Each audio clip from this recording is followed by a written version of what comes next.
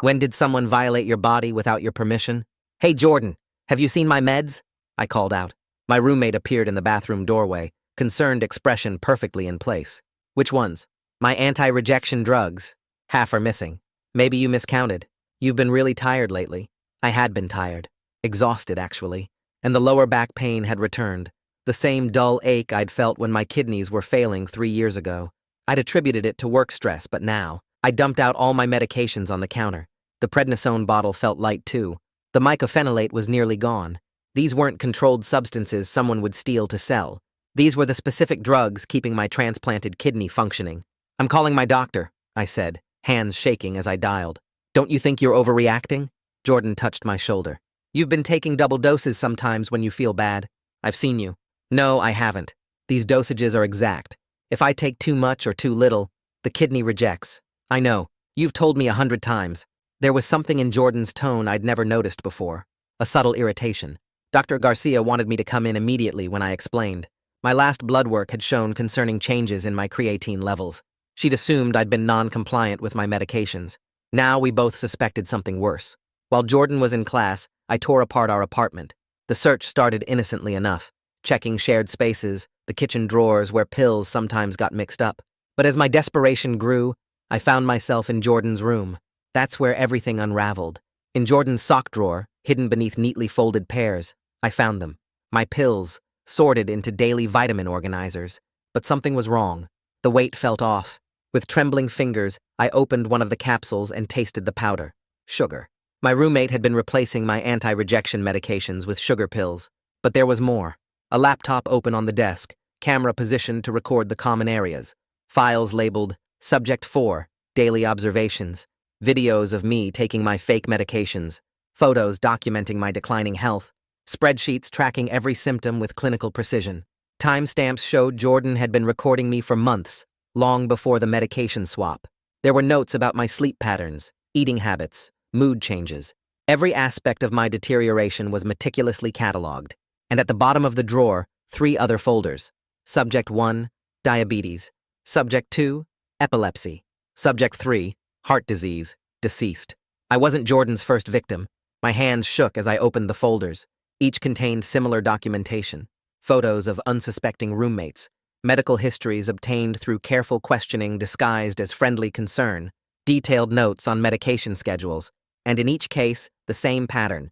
Gradual substitution of life-saving medications with placebos, careful observation of the decline, clinical documentation of the results. Subject 3's folder was the thickest. The final entry simply read, cardiac arrest achieved on day 73. Subject expired before emergency services arrived. Thesis committee impressed with thoroughness of data. I called 911, told them I needed immediate transport to the hospital. My transplant coordinator would need to start emergency intervention. Without consistent immunosuppression, my body had likely already begun attacking the kidney.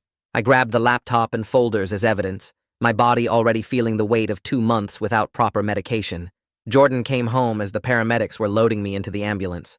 The timing seemed too convenient, as if somehow Jordan knew I'd discovered everything. What happened? Are you okay? The perfect concerned roommate act. The same performance I now realized had been carefully crafted from day one. You've been switching my pills. I held up the vitamin organizer. How long? Jordan's face went through several expressions before settling on defiance. No more pretense. No more fake concern. Just cold, scientific detachment. 2 months. And look at you. You're fine. Better than fine. You don't need all those toxic chemicals. I have a transplanted kidney.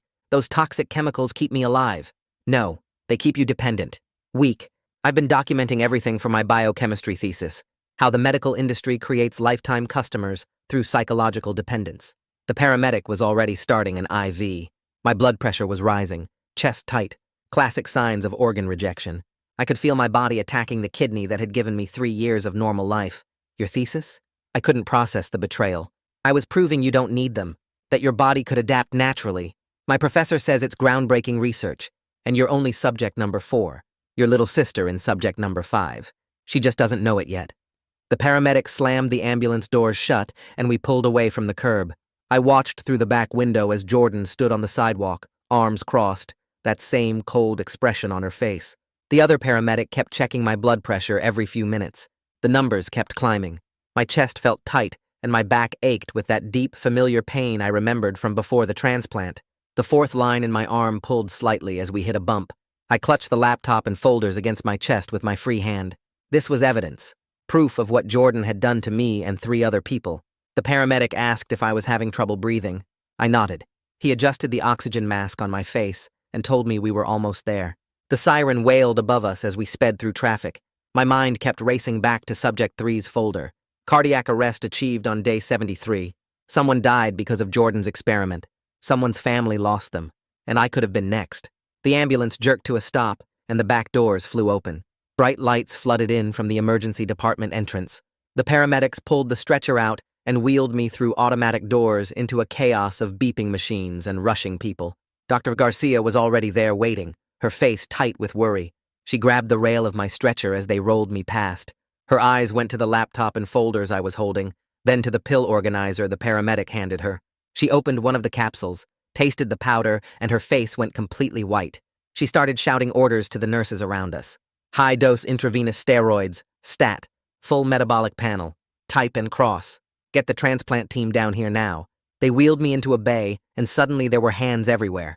Nurses cutting off my shirt, sticking electrode pads on my chest, wrapping a blood pressure cuff around my arm. One nurse started a second IV line in my other arm, while another one began drawing blood.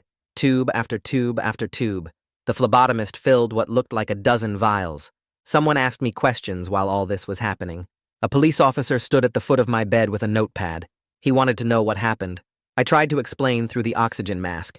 Found my roommate switching my medications. Sugar pills instead of anti-rejection drugs. 2 months without the real medicine. Found files on 3 other victims.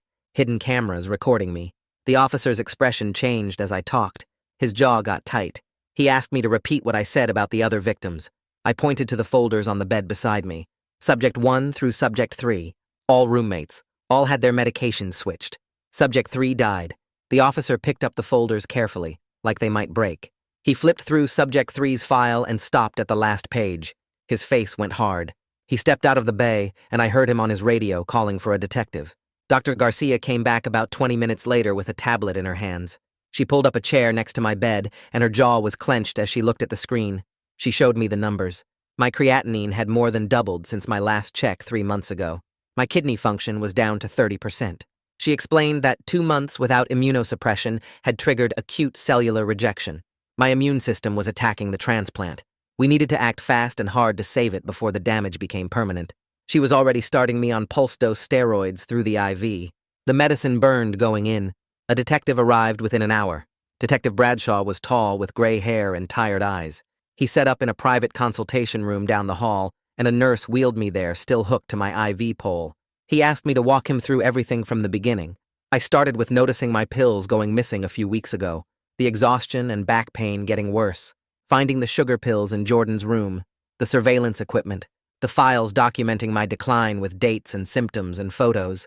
He took pictures of everything with his phone, the pill organizer with the fake medications, each of the victim folders spread out on the table, the spreadsheets showing how Jordan tracked every aspect of my deterioration. He spent extra time photographing Subject 3's folder and that final entry about cardiac arrest. Vanessa Courtney came in while we were still going through everything. She's the transplant coordinator, and she'd worked with me since before my surgery 3 years ago. She pulled up a chair and explained the treatment plan while Bradshaw kept taking notes. The pulse-dose steroids were already running.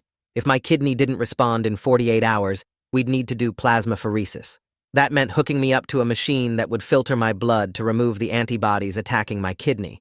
She was honest about the risks. Even with aggressive treatment, I might have permanent damage to my kidney function. Some of the harm might be irreversible. Sitting there listening to her explain how my body was destroying the organ that had given me 3 years of normal life, I suddenly remembered Jordan's last words. "Your little sister is subject number 5. Panic hit me like a physical blow. My hands started shaking so badly I couldn't hold the cup of water the nurse had given me. I tried to tell Bradshaw about my sister, but I couldn't get the words out. He saw my face and asked what was wrong. I finally managed to explain that Jordan had threatened my sister. Said she was the next victim. Bradshaw immediately pulled out his phone and called dispatch. He gave them my sister's address 3 hours away and told them to send officers to check on her and secure any medications they found. A nurse had to help me dial Sanjay's number because my hands wouldn't stop shaking. He answered on the second ring. I tried to explain what was happening, but the words came out jumbled. Jordan switched my pills. I'm in the hospital. My kidney is rejecting. She killed someone. She's going after our sister. Sanjay said he was leaving work right now. He'd be there as fast as he could drive. Sanjay showed up around 7 that evening. He must have driven like crazy to get there that fast. His tie was loose and his shirt was wrinkled like he'd just walked out of a meeting. He came into my room and stopped when he saw all the IV lines and monitors. His face went through about 5 different emotions before settling on anger. He started pacing back and forth, asking how someone could do this. How could Jordan live with me for months and pretend to care while she was slowly poisoning me? When Bradshaw came back to ask more questions, Sanjay pulled a chair up next to my bed and took out a notepad. He wrote down everything the detective said: names, badge numbers, case numbers, next steps. He transformed his anger into something useful. The first night was awful. The high-dose steroids hit my system hard. My heart raced. I felt wired and exhausted at the same time. Every time I tried to close my eyes, I saw Jordan's face. That cold, scientific expression when she admitted what she'd done. I kept thinking about all the times she'd watched me take those fake pills. All the times she'd asked how I was feeling, pretending to care, when she was really just collecting data. How many videos did she have of me taking sugar pills while my kidney slowly started to fail? Dr. Garcia came by early the next morning. She sat on the edge of my bed and explained that they needed to do a kidney biopsy. They'd insert a needle through my back to take small tissue samples from the transplant. It would hurt, and there were risks, but we needed to know exactly how much damage the rejection had caused. That would tell us what kind of treatment approach to take going forward. Bradshaw showed up around 9 with an update. Officers had found my sister safe at her apartment, but they'd also found something disturbing. Her vitamins had been replaced with sugar pills just like mine. Apparently, Jordan had befriended her during family visits over the past few months. Last month, she'd offered to help organize her supplements into daily containers. My sister was shaken, but okay. Vitamins weren't life-saving medications like my anti-rejection drugs. She'd been moved to stay with friends while the investigation continued. Bradshaw said they were expanding the case. This wasn't just about me anymore. They were looking at everyone Jordan had contact with over the past few years. A woman knocked on my door around lunchtime the next day. She introduced herself as Rita from the hospital social work department. She pulled up a chair next to my bed and asked how I was holding up with everything. I didn't really know how to answer that question. My roommate had been slowly killing me for 2 months while taking notes. Rita nodded like she understood. She told me she'd worked with cases of medical abuse before. What Jordan did wasn't just a roommate problem or a misunderstanding. It was a serious crime. Hearing someone say that out loud helped somehow. Rita explained that the feelings I was having were normal. The betrayal, the violation, the anger, the confusion about how I missed the signs. She gave me information about a victim advocate who worked specifically with cases involving medical harm. His name was Javier Solis, and he'd be reaching out soon. Rita left her card and told me to call any time. Dr. Garcia came by after lunch to go over the biopsy procedure again. It was scheduled for that afternoon. She walked me through exactly what would happen. I'd lie on my stomach while they used ultrasound to guide a needle through my back into the transplanted kidney. They'd take several tissue samples to see how bad the rejection was. It would hurt, and I'd need to stay completely still. There were risks like bleeding or damage to the kidney, but we needed to know what we were dealing with. Sanjay showed up right before they took me down for the procedure. He squeezed my hand and told me he'd be waiting when I got back. The procedure room was cold. They had me lie face down on the table with my arms above my head. The ultrasound technician moved the wand around on my back to find the kidney. Then the doctor numbed the area with local pain medicine. That part stung. The actual biopsy needle felt like intense pressure, like someone pushing hard on a bruise. I had to hold my breath while they inserted it.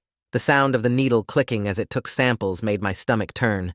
They did it 3 times to get enough tissue. Sanjay held my hand the whole time like he promised. I focused on breathing and counting in my head. Afterward, they made me lie flat on my back for 4 hours to prevent bleeding. Detective Bradshaw showed up during my bed rest with a guy he introduced as a forensic technician. They needed to examine Jordan's laptop more carefully. I watched them work from my hospital bed. The technician pulled up file after file, clicking through folders and checking timestamps. His face got more serious as he dug deeper. He told Bradshaw the surveillance footage went back 8 months, not just 2. Jordan had been recording me since the day I moved in. The files showed months of normal routine documentation before she started switching my medications. She'd tracked when I took my pills, what I ate, when I slept, who I talked to, everything. There were notes about my habits and patterns.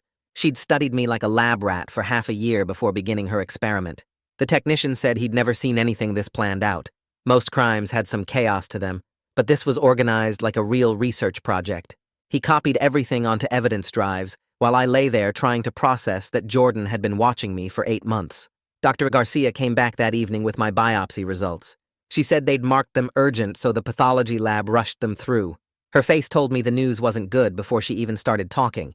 I had acute cellular rejection, which they expected, but I also had early signs of antibody-mediated rejection, which was more serious.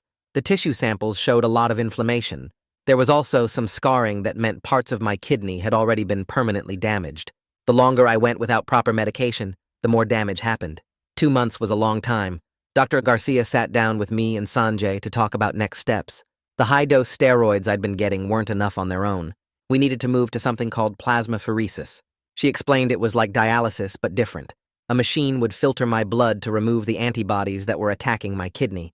It would buy time for the immunosuppression drugs to work. I'd need treatments every other day for at least 2 weeks. Each treatment took about 4 hours. Sanjay asked about side effects and long-term outlook. Dr. Garcia was honest. Even with aggressive treatment, my kidney function might never get back to where it was before. Some of the damage was already done. We were trying to save what we could. A man named Javier Solis stopped by that evening. He was from the Victim Advocacy Office. He shook my hand and pulled up a chair. His voice was calm and steady. He walked me through what would happen with the criminal investigation. With multiple victims and 1 death, the district attorney's office would prosecute this hard. But the legal process took time. Months, maybe years. There would be court dates and hearings. I'd probably have to testify. Javier explained he'd be there to help me through all of it. He'd go to court with me, explain procedures, connect me with resources. He gave me his direct number and told me to call any time, day or night. Detective Bradshaw came back later with news that made my chest tight. They'd contacted the family of Subject 3, the heart disease patient who died. The case was reopened as a possible homicide. The original death certificate said natural causes from his existing heart condition, but Jordan's files showed she'd deliberately withheld his medications and documented his decline until he had a fatal heart attack. The medical examiner was reviewing everything. If they could prove she caused his death by withholding medication, she'd face murder charges. My phone rang around 8. It was Lewis Porter from University Housing. He apologized about 5 times in the first minute. Jordan had been banned from campus while the investigation continued. They were arranging to move all my stuff out of our shared apartment into secure storage. He asked if there was anything specific I needed right away. I told him about my laptop and some clothes. Lewis promised they'd handle everything carefully and document it all. He kept saying how sorry he was and how seriously the university was taking this. I could tell he was worried about lawsuits. He assured me they were cooperating fully with the police. My first plasmapheresis treatment happened the next morning. A nurse wheeled me down to a special unit. The machine looked like a bigger version of a dialysis setup. They put in 2 IV lines, one to take blood out and one to return it. The machine pulled my blood through, separated out the plasma that had the bad antibodies, and put the blood back with replacement plasma. It took almost 4 hours. I felt weird the whole time, like my blood wasn't quite mine anymore. Afterward, I was exhausted and shaky. They made me drink extra fluids and monitored my blood pressure for an hour before taking me back to my room. Between treatments over the next few days, Sanjay and I started going through the evidence files more carefully. We sat with the laptop and clicked through everything. That's when we found the emails. Jordan had been writing to her biochemistry professor about her research. The emails were careful, never saying exactly what she was doing, but the professor's responses encouraged her work. He praised her dedication to challenging conventional medical ideas. He wrote about how important it was to question whether people really needed all the medications doctors prescribed. The emails made it clear he knew something was going on, even if he didn't admit it directly. Sanjay took screenshots of everything and forwarded them to Detective Bradshaw. Detective Bradshaw showed up the next morning with someone new. He introduced the woman as Siobhan McPherson from the district attorney's office. She shook my hand carefully, like she knew I was fragile, then pulled a chair close to my hospital bed. Her questions were different from the detective's. She asked about specific things Jordan said, especially the part about proving people don't need medications. She wrote down every detail about the thesis comment and the professor's encouragement. She wanted to know exactly how Jordan described creating lifetime customers and the medical industry keeping people dependent. I repeated everything I could remember from that awful moment in the ambulance. She nodded a lot and made notes in a leather folder. When she left after almost 2 hours, she told Detective Bradshaw she had enough to move forward with serious charges. Dr. Garcia came by that afternoon with my latest lab results. She pulled up a chair and opened her tablet to show me the numbers. My creatinine had dropped from where it was when I first got admitted. Not back to normal, but better.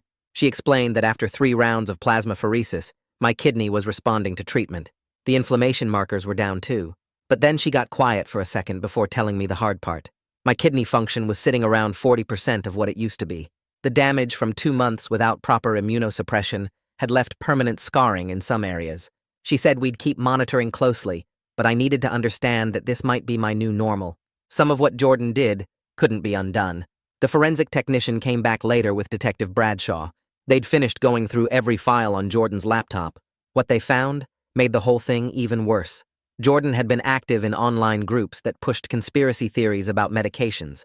These weren't just random internet comments. She'd been posting for over a year in forums where people convinced each other that prescription drugs were unnecessary and dangerous. The posts showed her getting more and more extreme over time. She wrote about wanting to prove that pharmaceutical companies created fake dependencies to make money. She talked about conducting research to expose the truth. Other people in these groups encouraged her and praised her dedication. The technician showed me screenshots of posts where Jordan described her plans in vague terms and other users cheered her on. Detective Bradshaw asked if I wanted to speak with one of the other victims. He said a woman named Cleo Takahashi had reached out asking to talk to me. She was subject 1, the diabetes patient from the first folder. I said yes immediately. We set up a phone call for that evening. When Cleo's voice came through the speaker, it was shaky at first. She told me about living with Jordan 2 years ago, about how her blood sugar kept spiking no matter what she did, about ending up in the emergency room in diabetic ketoacidosis, so sick she almost died. The doctors couldn't figure out why her insulin wasn't working until they tested it and found saline instead, but they never knew who switched it. She'd suspected her roommate but had no proof. Now she finally knew for sure. We talked for over an hour. She understood things nobody else could. The specific violation of having someone you trusted poison you slowly while pretending to care. By the end of the call, we'd exchanged numbers and promised to stay in touch. The university called 2 days later, asking me to give a statement to their conduct board. I had to meet with 3 administrators in a conference room on campus. Sanjay came with me. The whole process felt slow and weird compared to the police investigation. They asked careful questions and took notes on official forms, but I could tell they were more worried about protecting the university than actually dealing with what happened. They kept asking about housing procedures and whether I'd reported any concerns before finding the evidence. One of them mentioned multiple times how seriously they took student safety. It felt like they were already thinking about lawsuits instead of about how a student was able to run experiments on roommates for years without anyone noticing. Sanjay had been staying at the hospital almost constantly for 2 weeks, but he had to go back to work eventually.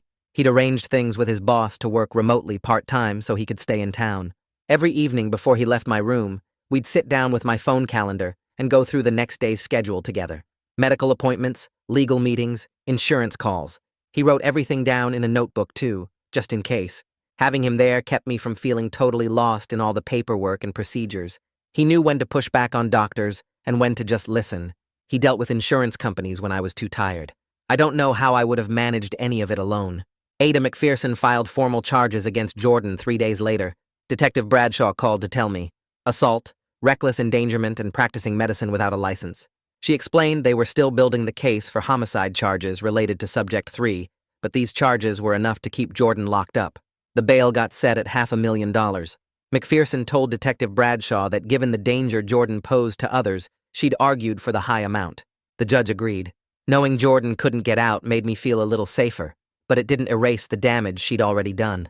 After 2 full weeks of treatment, Dr. Garcia finally said I could go home. She handed me a thick packet of instructions for follow-up care. My kidney function had improved to about 50%, which was better than she'd feared, but still way below where I'd been before Jordan started tampering. I'd need to come back twice a week for lab work and monitoring. My immunosuppression regimen was different now, higher doses to try to protect what function I had left. She was honest that there were no guarantees. The function could drop again. I might need another transplant eventually. But for now, I was stable enough to leave the hospital. The housing situation became urgent once discharge was set. I couldn't go back to the apartment I'd shared with Jordan. Lewis Porter from University Housing called to discuss options. They had a single room available in a different building, but it wouldn't be ready for another week. He apologized repeatedly and promised they'd move my stuff from the old apartment into secure storage. Before I could even figure out where I'd stay in the meantime, Sanjay jumped in. He said I should stay with him. He had a guest room. It made sense. We started making arrangements to get my belongings from storage delivered to his place instead. Moving into Sanjay's apartment felt strange. Good strange, but strange. I was grateful to be somewhere safe where I didn't have to worry about Jordan showing up, but I also felt like I was disrupting his whole life. He'd been living alone, and now suddenly had his sick brother taking over his guest room. When I tried to apologize for being a burden, he shut me down immediately. He'd already set up the guest room with everything I might need. Clean sheets, extra pillows, a lamp for reading, and in the corner, a small safe with a combination lock. He handed me the paper with the code and told me I was the only one who'd know it. I could keep my medications locked up where only I had access. Looking at that safe made me feel protected and sad at the same time. It was good to have that security, but it hurt that I needed it at all. 2 days later, Detective Bradshaw called while I was organizing my medications in the safe. He had news that made the whole situation feel even bigger and scarier than it already was. 2 more people had come forward after reading about Jordan's arrest in the university newspaper. Both were former roommates from years ago, back before she'd even started the biochemistry program. They'd lived with her during her undergraduate years, and both remembered getting sick while living together, though neither could prove anything concrete. One woman said her asthma got way worse, and she ended up in the hospital twice. The other guy mentioned weird stomach problems that cleared up right after he moved out. Neither had documentation like the 4 confirmed victims, no hidden files or surveillance footage, but the pattern was there. Jordan had been doing this for at least 5 years, maybe longer. The detective wanted me to know because it showed this wasn't some recent thing she'd started for a thesis. This was who she was. I thanked him for calling and hung up feeling sick. How many people had Jordan hurt over the years? How many had she practiced on before perfecting her method with me and the others? My first outpatient appointment with Dr. Garcia happened 3 days after moving into Sanjay's place. I'd been taking my medications religiously from the safe, never missing a dose, always at the exact right times. The blood work came back while I sat in her office, and I could tell from her face it wasn't good news. My kidney function had dropped to 45%. Not a huge drop from the 50% I'd been at in the hospital, but still going the wrong direction. She pulled up charts on her computer and showed me the trend line. My creatinine was creeping up again despite the high-dose immunosuppression. She used the term chronic rejection and explained that even with treatment, the damage from those 2 months without proper medications might keep getting worse. We might be able to slow it down, maybe even stop it, but there was a real chance I'd need another transplant eventually. The words hit me like a punch to the gut. My first transplant took 3 years of dialysis before finding a match. 3 years of being hooked up to a machine 4 hours a day, 3 days a week. 3 years of feeling exhausted and sick and limited. I'd finally gotten my life back with this kidney, and now Jordan had stolen that from me. Dr. Garcia saw my face and reached across the desk to squeeze my hand. She wasn't giving up on this kidney yet, she said. We'd fight for every bit of function we could save, but I needed to be prepared for the possibility of going back on dialysis someday. Javier from Victim Services called that afternoon. He'd been checking in regularly since the hospital, making sure I had everything I needed for the legal process. This time, he had a specific recommendation. He knew a therapist named Paulina Flores, who specialized in trauma from medical abuse and betrayal. She'd worked with survivors of Munchausen by proxy, with people whose doctors or nurses had hurt them, with cases like mine where someone used medical knowledge to harm. Javier thought I should talk to her, because what Jordan did wasn't just assault. It was a specific kind of violation that needed specialized help to process. I agreed to try it, even though I wasn't sure what talking would accomplish. My kidney was still damaged, no matter how much therapy I got. But Javier set up the appointment for the following week. The first session with Paulina was harder than I expected. Her office was small and comfortable with soft lighting and a couch that didn't feel too much like a stereotypical therapy setup. She asked me to tell her what happened, and I started with finding the sugar pills in Jordan's room. But she stopped me and asked me to go back further. When did Jordan and I become roommates? How did we meet? What was our relationship like before I discovered the tampering? So I talked about how Jordan had seemed like the perfect roommate at first, concerned about my health, always asking if I'd taken my medications, offering to pick up prescriptions when I was tired. I talked about how she'd seemed genuinely interested in my transplant story, asking detailed questions about the surgery and recovery and medication regimen. And that's when it hit me during the session. Every single thing I'd interpreted as Jordan caring about me had actually been her gathering information for her experiment. Every concerned question had been researched. Every offer to help had been getting closer to my medications. Paulina watched me work through this realization and then said something that made sense of the whole terrible thing. The psychological damage was just as real as the physical harm to my kidney. Jordan had weaponized trust and care, turning the basic human need for connection into a tool for harm. That violation of trust, that betrayal of the roommate relationship, that was its own kind of injury that needed healing. Cleo Takahashi and I had been texting since Detective Bradshaw connected us, but we finally met in person 2 weeks after my first therapy session. We picked a coffee shop halfway between our cities, about an hour drive for each of us. I got there first and sat at a corner table, nervous about meeting someone who'd been through the same thing I had. When she walked in, I recognized her immediately from the photo Detective Bradshaw had shown me. She was tall and thin, with dark hair pulled back in a ponytail, and she looked tired in a way I understood completely. We hugged without saying anything first, just this immediate connection between two people who'd survived the same predator. Then we sat down and started comparing notes. The similarities were stunning and horrible. Jordan had used the exact same approach with both of us. The Concerned Roommate Act, asking detailed questions about our medical conditions, offering to help organize medications. With Cleo, it had been insulin for her diabetes. Jordan had gradually replaced the insulin with saline over several weeks, carefully documenting Cleo's rising blood sugar and increasing symptoms. Cleo ended up in the hospital with diabetic ketoacidosis, nearly dying before doctors figured out her insulin had been tampered with. But she'd never known who did it until Detective Bradshaw contacted her about my case. We spent 3 hours in that coffee shop, talking through every detail of how Jordan had operated. The surveillance footage, the clinical documentation, the cold scientific way she'd watched us suffer. And when we were confronted, that same detached expression, like we were lab rats instead of people. Having someone who truly understood what I'd been through, who'd felt that same betrayal and violation, was more healing than I'd expected. We exchanged numbers and promised to stay in touch. Neither of us had to explain to the other why we needed to keep our medications locked up now or why we had trouble trusting people. We just knew. The university's investigation wrapped up about 3 weeks after my discharge from the hospital. Lewis Porter from housing called to tell me the results before they were officially released. Jordan was expelled and banned from campus permanently. Her student records would be flagged, so she couldn't transfer the credits to another school. The biochemistry department was conducting its own review of her professor's role in encouraging her research. But when I asked Lewis about the actual report, about whether it addressed how Jordan had been able to do this to multiple roommates over several years without anyone noticing, he got quiet. The report was frustratingly vague about institutional accountability. There was no mention of how her professor's encouragement had enabled the experiments. Nothing about how the housing system had failed to notice warning signs when multiple roommates reported health problems. Just a lot of language about taking the matter seriously and implementing new protocols going forward. Lewis admitted quietly that the university's lawyers had heavily edited the findings. They were worried about liability, about lawsuits from the victims. The report was designed to show the university taking action while avoiding any admission that they should have caught this sooner. I thanked him for being honest with me and hung up feeling frustrated. Jordan was being held accountable, but the system that had allowed her to operate for years was protecting itself. Ada McPherson called a few days after the university report came out. She wanted to discuss the timeline for the criminal case and prepare me for what was coming. With multiple victims and complex medical evidence, building the prosecution was going to take months. She was confident about getting convictions on the current charges of assault, reckless endangerment, and practicing medicine without a license. The evidence was overwhelming between the laptop files, the surveillance footage, and the testimony from multiple victims. But she was still working with the medical examiner on the case for Subject 3, trying to prove that Jordan's medication tampering had directly caused the cardiac arrest that killed him. If they could establish that connection definitively, they'd upgrade to homicide charges.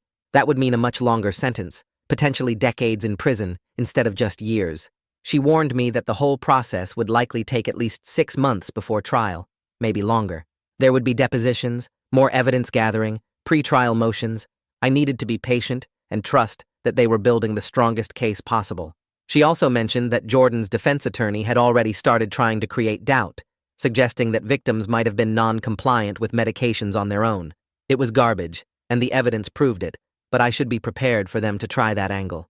Javier suggested I try a support group for people who'd experienced medical abuse. I was hesitant at first because I'd never been much of a group therapy person, but he said it might help to hear from others who'd been through similar things.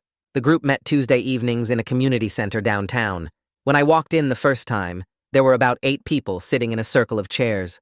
The facilitator introduced me and explained that the group included survivors of Munchausen by proxy, medication tampering, and healthcare provider misconduct.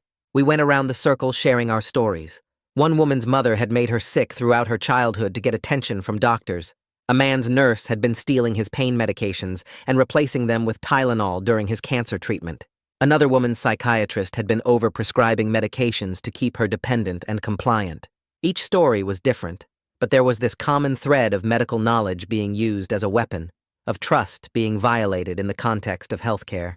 When it was my turn, I told them about Jordan and the sugar pills and my failing kidney. After the meeting, several people came up to tell me they understood, that they knew what it felt like to have your body used as someone else's experiment or tool. And weirdly, I found myself offering support to the newer members who were earlier in their recovery. I'd only been dealing with this for a few weeks, but I'd already learned things about navigating the legal system and managing medical trauma that might help them. The group became a regular part of my week. 3 months after the initial crisis, I had another appointment with Dr. Garcia for comprehensive testing. The waiting room felt familiar now in a way I hated. I'd been there so many times in the past few months. They drew blood, collected urine samples, did an ultrasound of the kidney. Then I sat in her office while she pulled up the results. My kidney function had stabilized at 42%. It had dropped another 3% from the last check, but then stopped declining. She pulled up the trend line again and showed me that the past month had been flat. No improvement, but also no further damage. She was cautiously hopeful that we'd reached a new baseline. The kidney had sustained permanent damage from those 2 months without proper immunosuppression, but it seemed to have stabilized at this lower level of function. She was honest that this meant I was living with chronic kidney disease again. Stage 3, specifically. Requested Reads is on Spotify now. Check out link in the description or comments. I'd need to be more careful about my health than I'd been when the kidney was functioning at 80%. Watch my diet more closely, stay hydrated, avoid medications that could stress the kidney further. But it was manageable. I wasn't looking at immediate dialysis. We'd keep monitoring closely, monthly blood work for now, but if things stayed stable, we might be able to spread out the appointments eventually. I left her office feeling a complicated mix of relief and grief. Relief that the decline had stopped. Grief for the 40% of kidney function I'd lost.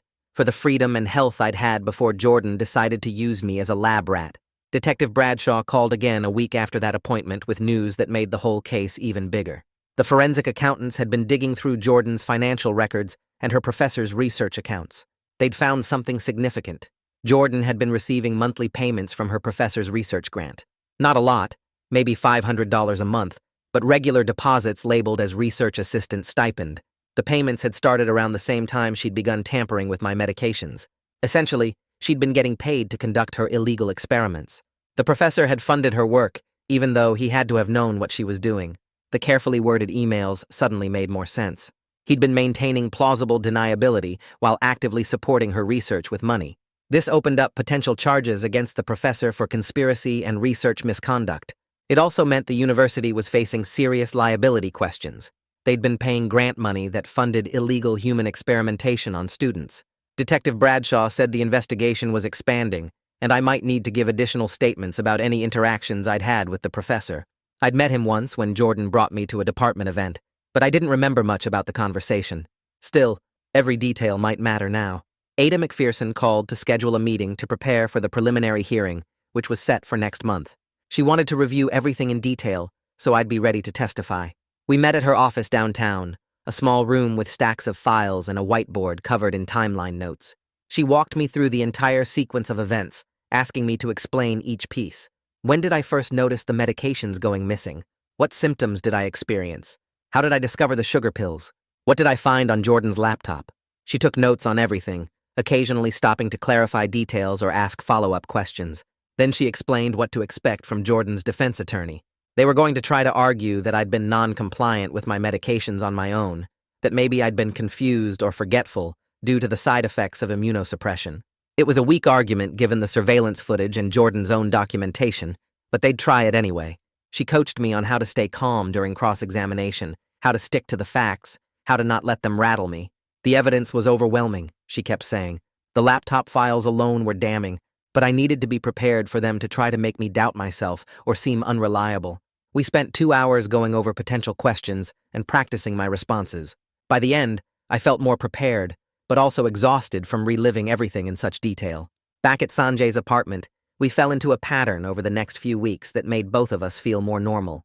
He set up his laptop at the kitchen table every morning and worked from home while I went to my appointments with Dr. Garcia, Paulina, or the various specialists managing my recovery. We'd meet back at the apartment around 5 and cook dinner together, trying new recipes from a cookbook his girlfriend had given him. The routine helped me feel less like a burden and more like I was contributing something, even if it was just chopping vegetables or setting the table. Paulina and I talked a lot about independence during our sessions, about how easy it would be to lean too hard on Sanjay's support and lose the progress I'd made in learning to advocate for myself. She reminded me that accepting help wasn't the same as becoming dependent, but I needed to maintain my own decision-making and not let anyone, even family, take over my life the way Jordan had tried to control it through her sick experiment. The balance was hard to find, but Sanjay was patient, backing off when I needed space and stepping in when I genuinely needed assistance with things like getting to appointments when I felt too tired to drive. One afternoon, a thick envelope arrived from the district attorney's office with a return address I didn't recognize. Inside was a handwritten letter on cream-colored stationery, the kind people use for important occasions. The letter was from Subject 3's parents, and my hands started shaking before I even finished reading the first paragraph. They wrote about their son, about how they'd believed for over a year that his death was just a terrible consequence of his heart condition, something they'd been preparing for but hoping wouldn't come so soon. Learning the truth about what Jordan had done, that their son's death wasn't natural at all, but the result of someone deliberately withholding his medications, had reopened their grief in ways they were still processing. But they wanted me to know they were grateful. The truth was finally coming out, that other families wouldn't have to wonder like they had, and they offered their support for my recovery in any way I might need. Reading their words about losing their child made everything feel heavier, like the weight of Subject 3's death was something I was carrying too, even though I knew logically that Jordan's actions weren't my fault. But it reinforced that pursuing justice through the criminal case was the right choice, that this wasn't just about my own recovery, but about making sure Jordan faced consequences for every person she'd hurt. I showed the letter to Sanjay that evening, and he read it carefully before folding it back into the envelope. He didn't say much, just pulled me into a hug that lasted longer than usual. The university finally released a public statement about the case after the student newspaper had been running articles for weeks, pressuring the administration to address how Jordan had been able to operate for so long without anyone noticing. The statement showed up on the university website and in an email to all students and staff, carefully worded by lawyers to express concern and sympathy without admitting any actual fault or liability. It talked about the seriousness of the allegations, the university's commitment to student safety, and their full cooperation with law enforcement, but there was no mention of Jordan's professor or his role in encouraging her research. Within hours of the statement going live, student activists organized a protest outside the administration building, demanding more transparency and real accountability for the oversight failures that had allowed Jordan to conduct illegal experiments on multiple roommates over several years. Sanjay showed me photos from the protest on social media that evening, dozens of students holding signs about protecting vulnerable students and demanding answers about the professor's involvement. The activism felt validating, like other people understood that this wasn't just about one disturbed student, but about institutional failures that needed to be addressed. My insurance company started pushing back on covering the extended plasmapheresis treatments around the same time, sending letters claiming the therapy was experimental for my type of rejection and not medically necessary. Dr. Garcia spent hours on the phone with their medical reviewers, doing what she called peer-to-peer calls, explaining my case in detail and providing research articles supporting the treatment approach. The insurance company kept asking for more documentation, more justification, more proof that the treatments were helping. Vanessa got involved too, helping me file formal appeals and gather letters from other transplant specialists supporting Dr. Garcia's treatment plan. The whole bureaucratic fight added stress when I was trying to focus on physical recovery, having to worry about whether the next treatment would be covered or if I'd be stuck with bills I couldn't afford. Dr. Garcia assured me she wouldn't stop the treatments regardless of insurance approval, that we'd figure out the financial piece later. But I hated feeling like my health was decided by people in an office somewhere who'd never met me and didn't understand what Jordan had done.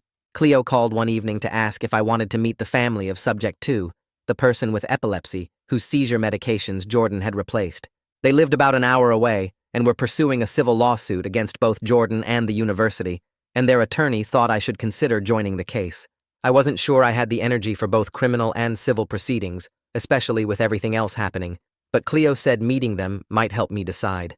We met at a coffee shop the following Saturday, and Subject 2's mother gripped my hand so tightly when we were introduced that I could feel her desperation for connection with someone who understood. Her daughter had survived the medication tampering, but still dealt with increased seizure frequency and had developed anxiety around taking any medications, checking and rechecking every pill before swallowing it. Their attorney laid out the civil case, explaining how it was separate from the criminal prosecution and focused on financial damages and institutional accountability rather than criminal punishment. He talked about medical expenses, pain and suffering, future care needs, and the university's failure to properly supervise student research activities despite warning signs. I told them I'd think about it and consult with their lawyer, even though part of me wondered if I could handle one more legal process on top of everything else. The preliminary hearing arrived on a cold morning in late October, almost 4 months after the initial crisis. I'd been preparing with ADA McPherson for weeks, but actually walking into the courtroom and seeing Jordan sitting at the defense table made my stomach twist. She looked smaller somehow, less threatening than the person who'd systematically poisoned me, but her expression was the same cold detachment I remembered from that day by the ambulance. The hearing took most of the day as the prosecution presented evidence to establish probable cause for trial. I testified about discovering the switched medications, finding the laptop and victim files, my medical crisis and ongoing kidney damage. Jordan's defense attorney tried to suggest during cross-examination that I might have been confused about my medications due to side effects of immunosuppression, that maybe I'd been taking them irregularly on my own.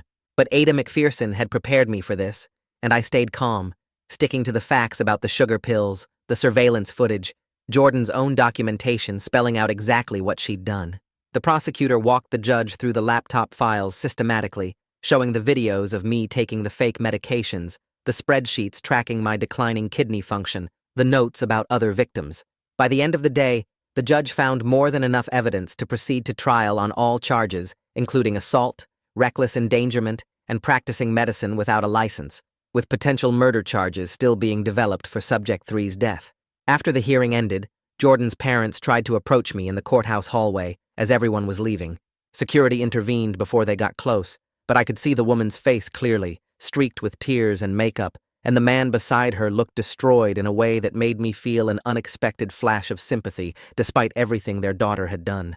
Javier appeared at my elbow almost immediately and guided me quickly to a private room the victim services office used, shutting the door firmly behind us. He reminded me that I wasn't responsible for their pain, that their daughter's choices had caused this situation for everyone, including them, and that I didn't owe them any interaction or explanation. I knew he was right, but seeing their faces had shaken me more than I expected, a reminder that Jordan's actions had destroyed multiple families in different ways. Dr. Garcia ordered another kidney biopsy 4 months after the initial crisis to get a clear picture of the long-term damage. The procedure was just as uncomfortable as the first time, lying still while they inserted the needle through my back to extract tissue samples, but at least I knew what to expect this time. The results came back showing chronic changes consistent with previous rejection episodes, scarring and damage that would be permanent, but no active acute rejection happening currently. Dr. Garcia explained it in terms I could understand, that my kidney had basically aged faster than it should have, like adding years of wear in just a few months. It was functioning well enough for now at around 42%, but I'd need close monitoring for any signs of decline, and there was always a chance I might need another transplant someday if the function dropped further. The news wasn't as bad as it could have been, but it reinforced that Jordan's actions had permanently altered my health trajectory in ways I'd be dealing with for the rest of my life. The civil attorney Cleo had recommended met with me the following week to discuss the case in detail. He laid out a strong argument for damages, including all my medical expenses from the crisis and ongoing care, pain, and suffering for what I'd endured physically and emotionally, and future medical needs related to my now compromised kidney function. The university's potential liability was significant, he explained, given their failure to supervise Jordan's research activities despite warning signs and their professors' involvement in funding her work. He walked me through previous cases involving institutional negligence and student harm, showing me settlement amounts that made my head spin. I decided to join the civil suit, viewing it as another form of holding people accountable beyond just the criminal case, a way to make sure the university faced consequences for the oversight failures that had enabled Jordan to hurt so many people. Detective Bradshaw called with an update about the investigation into Jordan's professor. The university had completed their internal review and found him guilty of research misconduct, violating ethical guidelines, and failing to properly supervise student research. He'd been terminated from his position effective immediately and would lose his tenure. However, he wouldn't face criminal charges because his emails had been carefully worded to maintain what lawyers called plausible deniability, encouraging Jordan's work without explicitly acknowledging the illegal human experimentation. His academic career was effectively over, though, Detective Bradshaw assured me, since the misconduct findings would follow him and no reputable institution would hire him. The university was also conducting a broader review of their research oversight procedures to prevent anything like this from happening again, though I suspected that review was motivated more by liability concerns than genuine commitment to student safety. 5 months felt like both forever and no time at all when I walked back into my office building for the first time since everything happened. My manager had set me up with a part-time schedule that worked around my twice-weekly doctor appointments and the frequent blood draws I needed to monitor my kidney function. The building looked exactly the same, but I felt completely different walking through those doors. My coworkers were kind and careful around me, asking how I was doing with these concerned expressions that made me want to disappear. I settled into my desk and opened my laptop, staring at the screen while my brain refused to process the simplest tasks.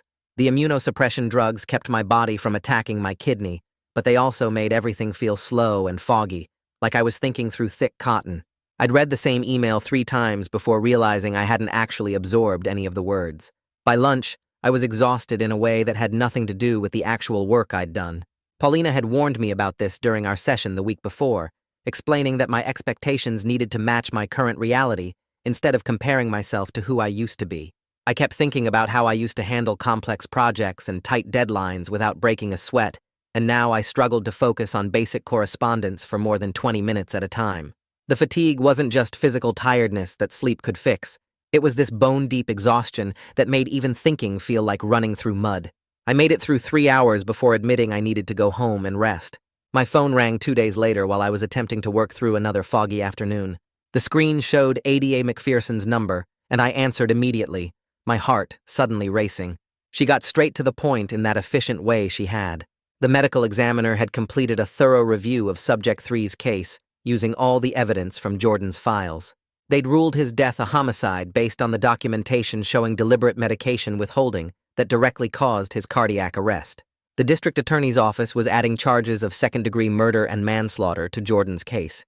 McPherson explained that these charges carried significantly heavier sentences than the assault and endangerment charges already filed.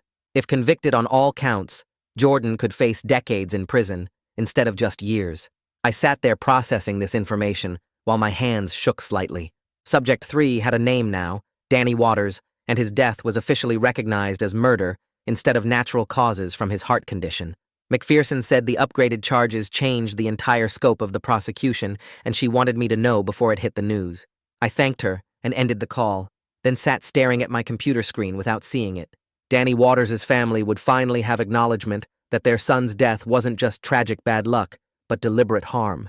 The new murder charges triggered immediate activity from Jordan's defense attorney. McPherson called again 3 days later to say they'd reached out about a possible plea deal. She was consulting with all the victims before responding to any offer, because this decision affected everyone Jordan had harmed. I met with Cleo and the family members of the other victims at the district attorney's office the following week. We sat around a conference table while McPherson laid out what a plea deal might look like versus taking the case to trial. Jordan's attorney was suggesting a deal that would involve pleading guilty to reduced charges in exchange for a lighter sentence, probably 15 to 20 years, instead of the potential life sentence the murder charge carried. McPherson walked us through the pros and cons with careful honesty. A plea deal would spare us the trauma of testifying and guarantee a conviction, but it would also let Jordan avoid full accountability for what she'd done. A trial meant we'd have to face her in court and relive everything publicly, but it also meant the full scope of her crimes would be documented in the legal record. We went around the table sharing our thoughts. Cleo spoke first, saying she wanted a trial because accepting a plea felt like letting Jordan minimize the severity of what she'd done to multiple people over several years. Danny Waters' mother agreed, her voice shaking as she explained that her son deserved full justice. Subject 2's family felt the same way. When it came to my turn, I thought about all the evidence we had and how strong the case was. The surveillance footage, the detailed documentation, the sugar pills, the professor's emails, my hospitalization records, everything pointed to calculated, deliberate harm. I told McPherson I wanted to go to trial. She nodded and made notes, then looked around the table at all of us. The decision was unanimous. She'd informed Jordan's attorney that we were rejecting any plea negotiations and moving forward with a full trial. 2 weeks after that meeting, I woke up with a burning sensation when I used the bathroom. By afternoon, the burning had intensified and I was running a low fever. I knew immediately what was happening because I'd dealt with urinary tract infections before my transplant. But now, with my compromised kidney function and suppressed immune system, even a simple UTI could become dangerous. I called Dr. Garcia's office and they told me to come in right away. She examined me and ran a urine culture, her expression serious as she reviewed my symptoms. My temperature had climbed to 101 degrees by the time she got the preliminary results, showing a significant bacterial infection. She admitted me to the hospital that evening for intravenous antibiotics because oral medications might not work fast enough with my weakened immune system. The infection triggered inflammation throughout my urinary tract, and my kidney responded by struggling. My creatinine levels started climbing within 24 hours, jumping from the baseline of 2, one that I'd maintained since the rejection crisis, to 2.8 by the second day. Dr. Garcia increased my antibiotic doses and added additional medications to support my kidney function while we fought the infection. I spent 5 days in the hospital watching my numbers slowly improve as the antibiotics did their work. The creatinine didn't drop back to baseline, though. It stabilized at 2.3, slightly higher than before the infection, and stayed there even after I was discharged. Dr. Garcia explained that the infection had caused additional stress to an already compromised kidney, resulting in a small permanent decrease in function. I was down to about 38% kidney function now, instead of the 42% I'd had before the UTI. She scheduled more frequent monitoring appointments and adjusted my medication regimen again. The whole experience reinforced how precarious my health situation was now. A simple infection that most people could treat with a few days of oral antibiotics had nearly triggered another crisis for me. Every illness, every infection, every stressor to my body carried higher stakes because my kidney was operating with so little reserve capacity. I couldn't stop thinking about how different my life would be right now if Jordan had never touched my medications. Cleo called me the week after I got out of the hospital with an idea she'd been developing. She'd been researching policies at other universities regarding medication storage and roommate screening for students with chronic health conditions. Most schools had virtually no protections in place beyond generic housing agreements that didn't address medical vulnerabilities. She wanted to advocate for policy changes that would require secure medication storage options for students who needed them, and better screening processes to identify potential risks when placing roommates. I agreed immediately, grateful to channel my anger and frustration into something productive. We started by requesting meetings with university administrators and student government representatives. The first meeting happened in a conference room in the administrative building with Lewis Porter and 2 other housing officials. Cleo and I had prepared a presentation outlining specific policy recommendations. We suggested requiring lockable medication safes in rooms for students with chronic conditions, implementing background checks that included prior disciplinary actions for roommates with access to others' medical information, and creating a reporting system for concerning behaviors related to medication or health monitoring. The administrators listened politely and took notes, but their responses were frustratingly vague. They talked about feasibility studies and committee reviews and budget considerations. Lewis Porter was more direct, acknowledging that the current system had failed to protect students and changes were needed. We left that meeting feeling like we'd made some impact, but knowing it would be a long process to actually implement meaningful changes. Our next meeting with student government went better. The student representatives were engaged and supportive, several of them sharing stories about friends or roommates with chronic conditions who'd experienced boundary violations or medication theft. They committed to drafting a resolution supporting our proposed policies and presenting it at their next General Assembly meeting. The activism gave both Cleo and me a sense of purpose that extended beyond our own recovery. We were working to prevent what happened to us from happening to other vulnerable students. 6 months after the initial crisis, McPherson called with the trial date. The case was scheduled to begin in 3 months, giving us the summer to prepare. She wanted to start intensive preparation sessions with all the victims who would be testifying. The first session happened at her office on a Tuesday afternoon. Cleo and I sat with Danny Waters' parents and Subject 2's family, while McPherson walked us through what to expect in court. She explained the structure of the trial, the types of questions we'd face during direct examination and cross-examination, and the importance of staying calm and focused on the facts, even when the defense attorney tried to rattle us. She had us practice answering difficult questions, pushing us to respond clearly and specifically without getting defensive or emotional. The defense would likely try to suggest we were unreliable witnesses, that our memories were affected by medications or medical conditions, that we had financial motivations for exaggerating our experiences. McPherson coached us on how to counter these tactics by sticking to documented facts and staying centered in our own truth. We'd be meeting every week for the next 3 months to continue preparing.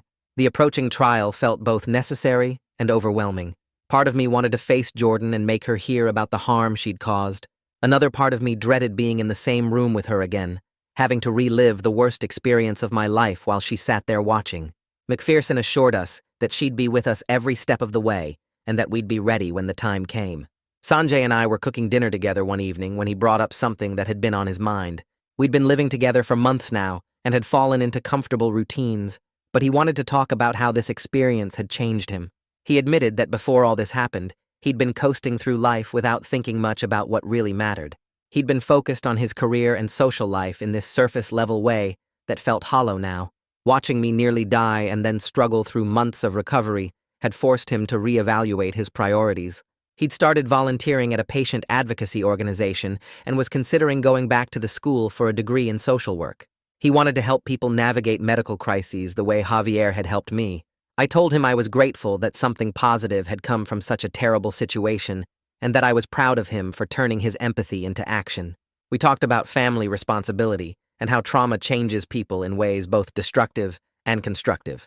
Sanjay said he'd always seen me as the older brother who had everything figured out, and now he understood that nobody really has it all figured out, and that's okay. We were both just doing our best to move forward and find meaning in the chaos. These honest conversations deepened our relationship in ways I hadn't expected. We weren't just brothers anymore, but genuine friends who'd been through something profound together. The civil case against the university moved forward on a separate track from the criminal trial. My attorney scheduled depositions with various university officials, including the housing director, the biochemistry department chair, and the dean of students. I sat in a conference room across from each administrator while they gave carefully worded answers designed to minimize institutional liability. They claimed they had no way of knowing about Jordan's activities, that student privacy laws prevented them from monitoring research projects too closely, that the professors' involvement was outside their oversight capacity. Reading their evasive responses made my blood pressure rise. These were the people responsible for student safety, and they were more concerned with protecting the university from lawsuits than acknowledging their failures. The housing director couldn't explain why there were no protocols for students with chronic conditions who might be vulnerable to roommate exploitation. The department chair insisted the professor's research oversight was adequate, despite evidence of misconduct. The dean kept referring questions to the legal team. My attorney remained calm throughout, taking detailed notes and occasionally pressing harder on specific points. After the depositions ended, he assured me that the documentation of their negligence was building a strong case for settlement. The university's lawyers had to know they were in a weak position given the criminal case evidence and the clear pattern of institutional failures. He expected them to offer a settlement before the criminal trial concluded because they wouldn't want the civil case playing out in public while media attention was focused on Jordan's prosecution. My therapy sessions with Paulina had evolved beyond just processing the immediate trauma. She'd started helping me work through more complicated feelings about Jordan that went beyond simple anger and betrayal. I found myself thinking about how someone becomes radicalized enough to justify killing people in the name of proving a conspiracy theory. Jordan had been a normal college student at some point, before she fell down the rabbit hole of medical conspiracy theories and anti-pharmaceutical propaganda. Something had happened to twist her thinking until she genuinely believed she was conducting important research rather than committing murder. I told Paulina I was disturbed by the question of what intervention might have prevented Jordan from reaching that point. If someone had noticed her increasingly extreme views and gotten her help earlier, would Danny Waters still be alive? Would I still have full kidney function? Paulina helped me understand that while these questions were natural, I couldn't take responsibility for Jordan's choices or blame myself for not seeing warning signs earlier. Jordan had made deliberate decisions to harm people and had hidden those decisions carefully. Processing these nuanced emotions was harder than just staying angry. Anger was clean and simple. Understanding was messy and uncomfortable. But Paulina insisted that working through the complexity was important for my long-term healing. I needed to see Jordan as a whole person who'd done terrible things, rather than reducing her to a monster, because that fuller understanding would help me make sense of what happened and move forward. Detective Bradshaw requested a final meeting 9 months after he'd first responded to my hospital room. He arrived at my apartment with a thick folder containing his complete investigation report.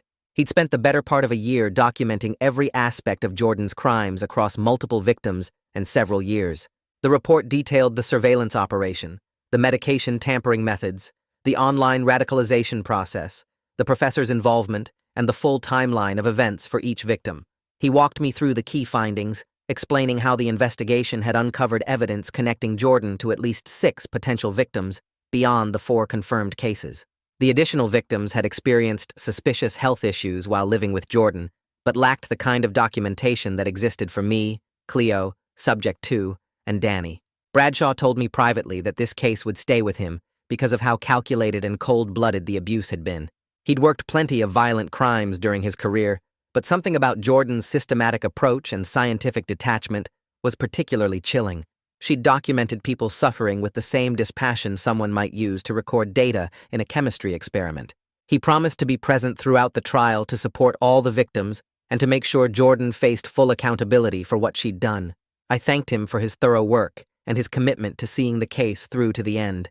The investigation was officially closed now, with all evidence compiled and ready for trial. The next phase would be presenting everything to a jury and letting them decide Jordan's fate. As the trial date approached, I started looking at apartments with Sanjay's help, because living independently again felt important for my recovery, even though the idea scared me. We spent weekends touring buildings until we found a place with good security features, including a doorman who checked IDs and locked entry doors with cameras in the hallways. The apartment was small, but had a bedroom I could make my own, and a kitchen where I could manage my medications privately. Sanjay helped me move my belongings from storage and set up the medication safe in my bathroom, the same kind of lockbox I never thought I'd need before Jordan. We established a routine where he came over for dinner 3 or 4 times a week, and having that regular connection helped me feel less isolated while still maintaining my independence. The first night alone in my new place, I barely slept, checking the locks repeatedly and listening to every sound in the hallway. But gradually, the space started feeling like mine, rather than just a place I was hiding. The trial began on a cold morning in early March, exactly 7 months after Jordan had first replaced my medications with sugar pills. The courthouse steps were crowded with news cameras and reporters trying to get statements from anyone connected to the case. Inside, the courtroom filled quickly with victims' families, university representatives trying to look concerned, and dozens of people I didn't recognize who'd followed the case in the media. I sat in the front row with Cleo and Subject 2's mother, all of us there to watch justice hopefully happen. When they brought Jordan in wearing an orange jumpsuit with her hands cuffed in front of her, I felt my stomach drop, because this was the first time I'd seen her in person since the paramedics loaded me into the ambulance.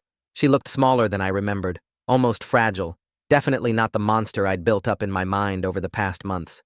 But when she scanned the courtroom and her eyes passed over me, there was still that same cold detachment I'd seen when she admitted what she'd done, like she was observing specimens rather than looking at people whose lives she'd destroyed. My testimony started that afternoon and stretched across 2 full days, because Ada McPherson walked me through every single detail of discovering the tampering. I described finding the sugar pills in Jordan's sock drawer, the surveillance equipment recording my every move, the folders documenting 3 other victims with clinical precision. McPherson had me explain my medical history, how the transplant had given me 3 years of normal life, how I'd trusted Jordan completely as my roommate and friend. The jury took notes while I talked about the increasing fatigue, the back pain returning, the moment I realized someone had been systematically poisoning me. Jordan's defense attorney tried to rattle me during cross-examination, suggesting I'd been confused about my medications because of the side effects of immunosuppression, implying I might have taken double doses myself and forgotten. I stayed focused on the facts, describing the exact weights of the bottles, the sugar powder I'd tasted, the spreadsheets tracking my decline with timestamps and detailed observations. When McPherson asked me to read aloud from Subject 3's folder, specifically the entry that said, "Cardiac arrest achieved on day 73. Subject expired before emergency services arrived," I watched several jurors' faces change from professional attention to visible disturbance. One woman in the back row covered her mouth with her hand, and another juror shifted in his seat, looking uncomfortable. And I knew they understood this wasn't just about medication errors or roommate conflicts, but about deliberate, calculated harm. Cleo took the stand next, and her testimony hit even harder than mine because she'd come so close to dying. She described the increasing confusion and fatigue as her blood sugar climbed without proper insulin, the day she collapsed at work and woke up in the ICU with doctors telling her she'd been in diabetic ketoacidosis. For months afterward, medical teams couldn't figure out why her insulin wasn't working until they finally tested it and discovered it had been replaced with saline. She explained the terror of not being able to trust her own body or her medications, the way Jordan had played the concerned roommate the entire time while documenting her deterioration. Subject 2's mother testified about her daughter's increased seizures, the hospitalizations, the brain damage from prolonged episodes that could have been prevented with proper medication. The prosecution built a devastating picture across multiple witnesses, showing how Jordan had operated the same way with each victim over several years, always choosing roommates with serious medical conditions, always replacing their medications while pretending to care, always documenting their suffering with scientific detachment. The medical experts came next, and their testimony made the permanent harm crystal clear. Dr. Garcia took the stand and explained my kidney function in detail, how 2 months without proper immunosuppression had triggered acute rejection that caused lasting damage. She told the jury my function might never fully recover to what it had been before Jordan's tampering, how I now faced increased risk of needing another transplant in the future, how I'd gone from living a relatively normal life to managing chronic kidney disease again. The jury paid close attention as she described the permanent scarring visible in my biopsy results, the antibodies my body had created against the transplant, the aggressive treatments required to stop the rejection process. Other medical experts testified about the harm done to Cleo and Subject 2, about how medication tampering could cause irreversible damage even if the victim survived, about how each day without proper medication increased the risk of permanent complications or death. Subject 3's parents testified near the end of the prosecution's case, and their grief filled the entire courtroom. His mother described losing her son at 24 years old, how they'd thought his death was from his pre-existing heart condition, how learning the truth months later had reopened all that pain with the added horror of knowing it was deliberate. His father's voice shook as he explained finding out someone had documented their son's death as an achievement, as data for a thesis, as proof of a theory about medication dependence. Their testimony was raw and painful, and even Jordan's defense attorney seemed subdued during cross-examination, asking only a few gentle questions before letting them step down. Ada McPherson rested the prosecution's case with that testimony still hanging in the air, and I could see from the jurors' faces that the evidence had built exactly the devastating picture she'd intended. After 3 weeks of trial that felt both endless and too fast, the jury deliberated for only 6 hours before the bailiff announced they'd reached a verdict. We all filed back into the courtroom with my heart pounding so hard I could feel it in my throat. The judge asked the foreperson to read the verdicts, and one by one they came back guilty on every single count, including second-degree murder for Subject 3's death, assault for the harm to me and the other survivors, reckless endangerment, and practicing medicine without a license. The courtroom erupted in quiet tears and relieved embraces as people processed what they'd heard.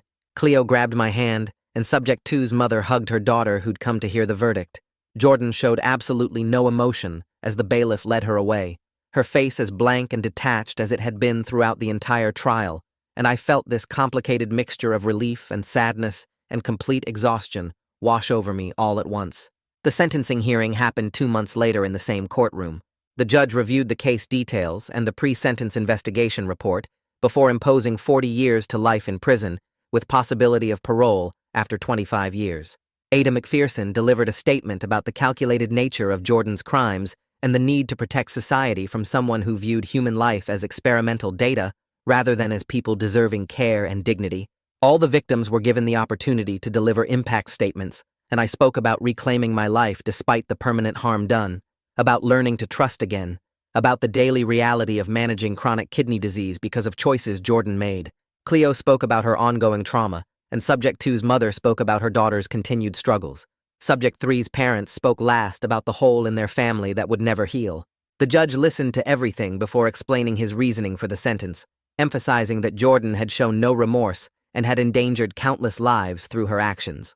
1 year after the crisis that started with missing medications and ended with discovering Jordan's horrifying experiments, my kidney function stabilized at 40%, and I learned to manage life with chronic kidney disease again. The civil case settled with the university paying substantial damages that would cover my future medical needs, including the possibility of another transplant if my function declined further. I continued therapy with Paulina every other week, working through the complicated feelings about trust and safety and what it meant to rebuild after such a profound betrayal. Cleo and I stayed close, texting almost daily and meeting up monthly to check in on each other's recovery. Subject 2's family invited me to a support group they'd started for victims of medical abuse, and I found purpose in advocating for better protections and oversight in shared housing situations. Sanjay and I were closer than ever. Our relationship deepened by going through the worst together and coming out the other side.